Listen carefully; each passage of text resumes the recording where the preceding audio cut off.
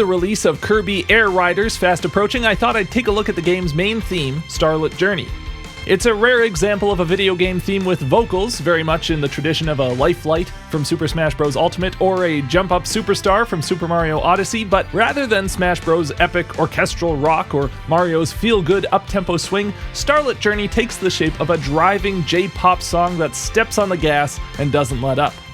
In his Kirby Air Riders Direct, Masahiro Sakurai said the main theme takes the joy of being together with your machine and expresses that as a song. And it's true.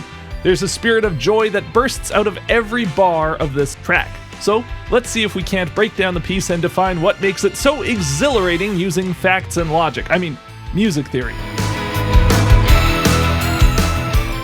A big part of this joyful energy is due to the fact that a lot of the song revolves around creating upward momentum. Upward melodic leaps, upward climbing chord progressions, upward key changes. We'll see all of these as we dive into the song. The track starts with a bang with this off-kilter band intro, the upper chords and bass part bouncing off each other in this syncopated rhythm.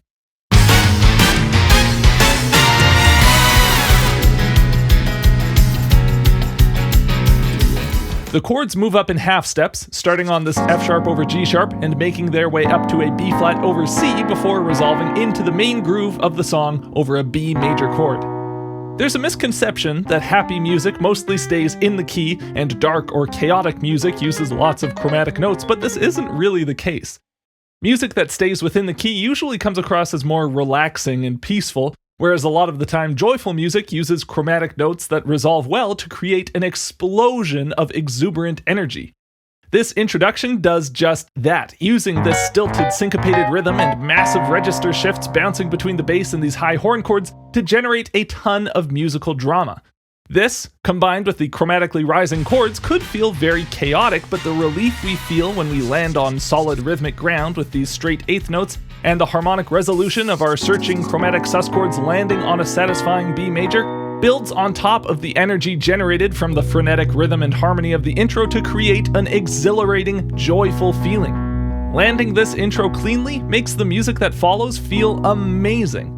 It's like a roller coaster ride. You get an exhilarating fall where you get whisked back to safety, whereas leaving the dissonance unresolved might feel like falling off of a roller coaster. Coming to the verse, the music sets up a quaint and pleasant melody from which the song can grow. This is the ordinary world the song shows us to make the action to follow feel more dramatic by contrast. The chords are moving over your basic 1-4-5-1 progression, but with a steady B note in the bass, which keeps the chords from feeling too generic and reinforces the sense that we're chilling out at home base. The melody follows this harmony, giving us the third of our B chord, D sharp, for a bar, then moving to the notes above and below this D sharp before resolving back on that D sharp to end the phrase.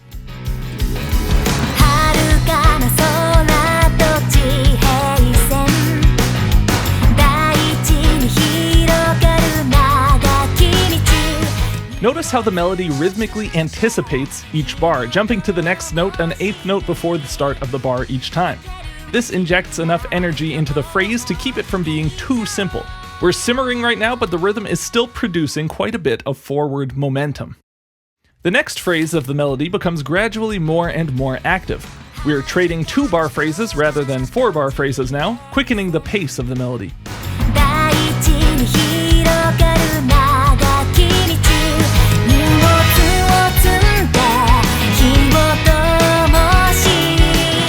And the harmony helps generate momentum here too. We finally depart from our B bass pedal and move around the key, but with a couple of cool borrowed chords that drop some bursts of color into the music.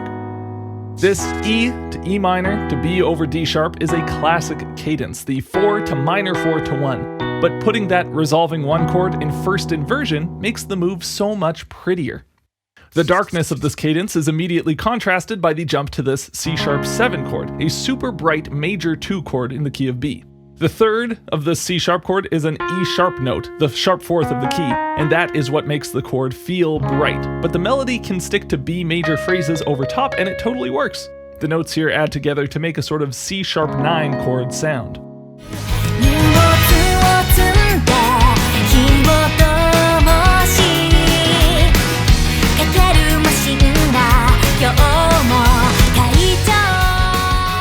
Now, the end of the verse is a great moment.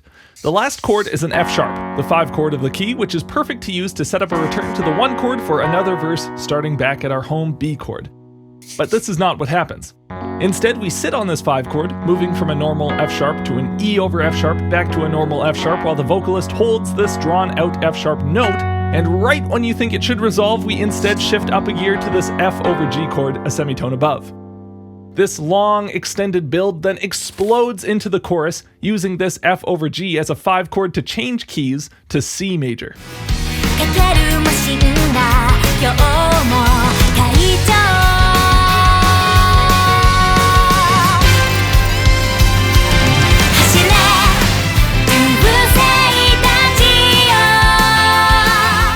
Now this chorus is a total banger. After a pickup leading into the first bar, we get this huge leap of a major 7th from the root to the 7th of the key, which steps up to the root an octave above in this repeated quarter note figure.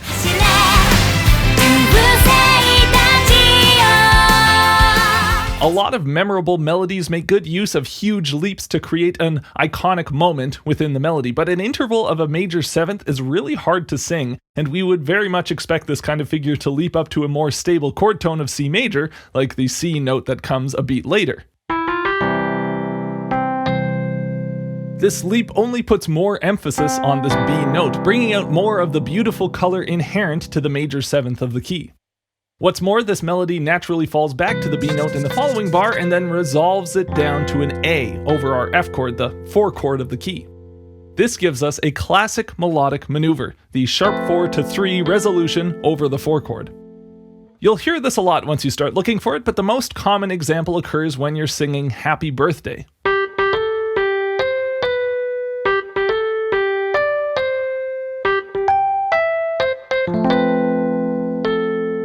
This move is great because it gives you the bright, rich color of the sharp 4th over a major chord and then resolves it in a way that sounds clean and natural. It feels different than the typical idea of tension and resolution where we have dissonance that resolves to consonance. This is not a dissonant or crunchy sound really, it's a super bright one.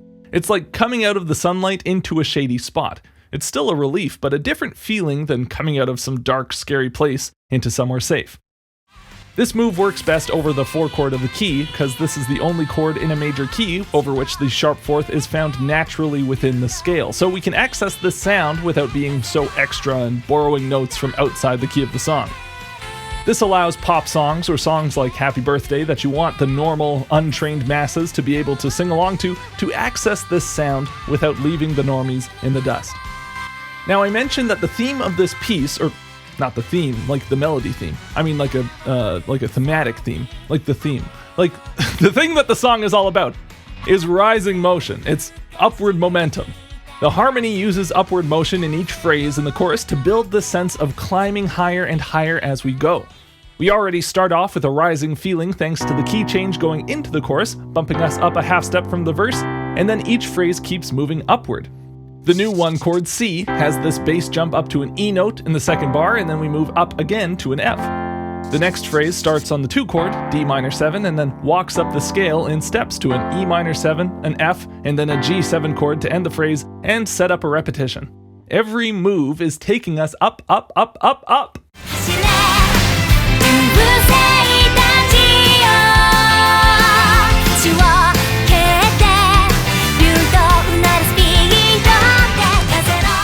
The chorus ends with an interesting contrast to the verses.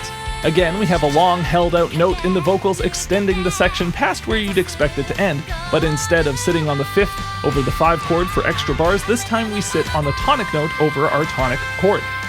The horns take this rising idea, anticipating each bar from the very beginning of the chorus melody, and we rock out over our tonic C bass pedal until a sudden shift to an E over F sharp chord brings us back down to the key of B major for the next verse.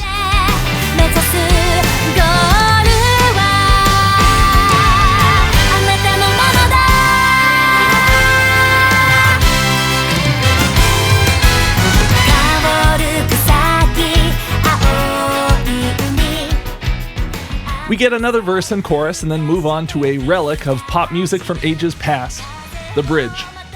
By this point, the bass and drums have been giving us a driving groove for a while without stopping, so to avoid monotony, the arrangement changes to something new. The band breaks down into these eighth note shots with the melody filling in the space in between.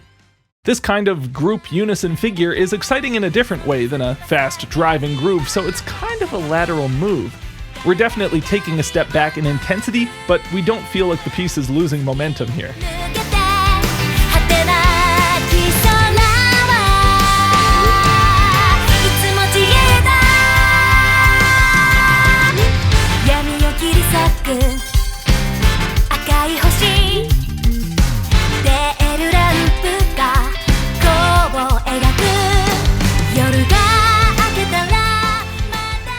Now, the last half of the arrangement is really cool. The bridge builds up and releases back into our frenetic, joyful groove while a guitar solo rips over top.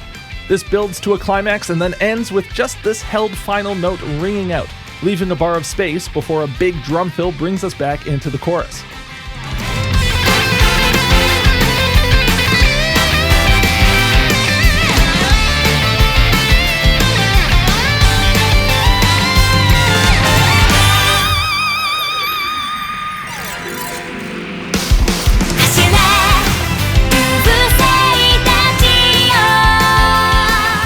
Now, we know that upward momentum is the name of the game with this piece, and we've already established a key change up a half step moving from the verse into the chorus, so the song is just begging to give us a double chorus at the end, with the second chorus moved up another half step for that extra boost of energy.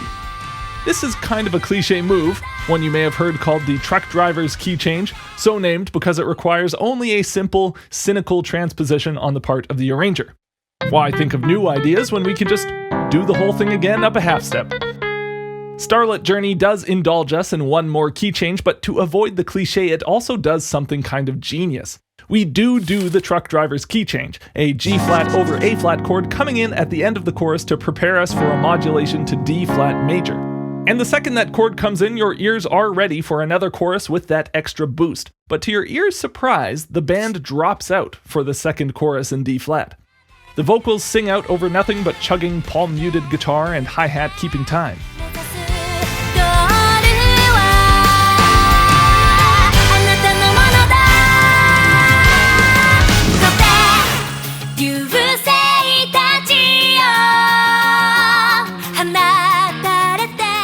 This odd combination of big dramatic key change and suddenly subdued arrangement just tickles me. I can't get enough of it. And it also draws more attention to how great this harmonized vocal hook sounds. After 8 bars, the band comes back in and we do get that gigantic final chorus that we were expecting, but it has so much more impact and feels so much more fun thanks to the simmering, subdued phrase that came before it. And of course, we end the way we started, with these same syncopated chord stabs from the intro rising up before resolving with one last giant D-flat chord.